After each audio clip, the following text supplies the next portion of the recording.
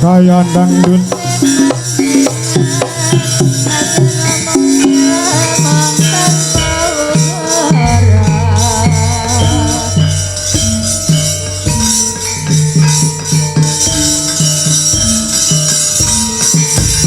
Oh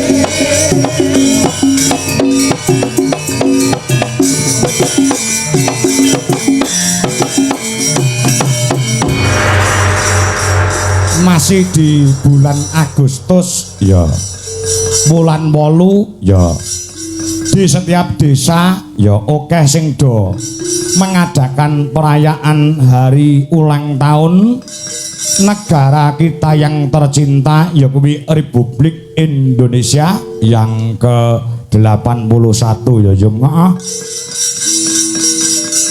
Iki minangka srana nggo aja nganti sing diarani mung urip ning donya kuwi jas merah, tegese jangan lupa dengan sejarah. Oh ngono ya. Negara Indonesia bisa merdeka ucul saka cengkemaning para penjajah Walanda. Ing nduk nalika semana njajah ana negarane awake dhewe ya. Kuwi ora diwenehi saka negara liya.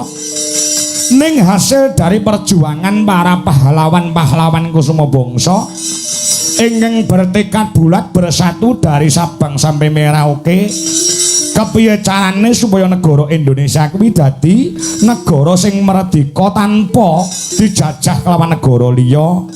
Alhamdulillah Gusti hamberkahi, Gusti paring kekuatan lan maring semangat tumraping para pahlawan kusuma bangsa ya. 81 tahun yang lalu pejuang-pejuang kita unjuk gigi untuk mengorbankan jiwa dan raga untuk kemerdekaan negara Republik Indonesia yang tercinta ini no. Oh ngono ya ya. Ini patut diapresiasi dan patut diacungi jempol dan harus dikenang setiap tahun di bulan Agustus. Oh ngono ya.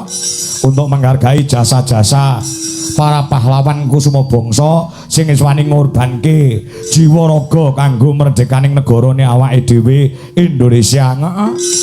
Nek ora merdeka apa kelakon iso wayangan, iso padha kumpul bareng, ya tirakatan bareng, ya kirim donga bareng marang para pahlawanku semua bangsa. Oh ya, mula sampai sekarang dan sampai kapanpun tetap selalu diingat utamane ana ing sasi Agustus.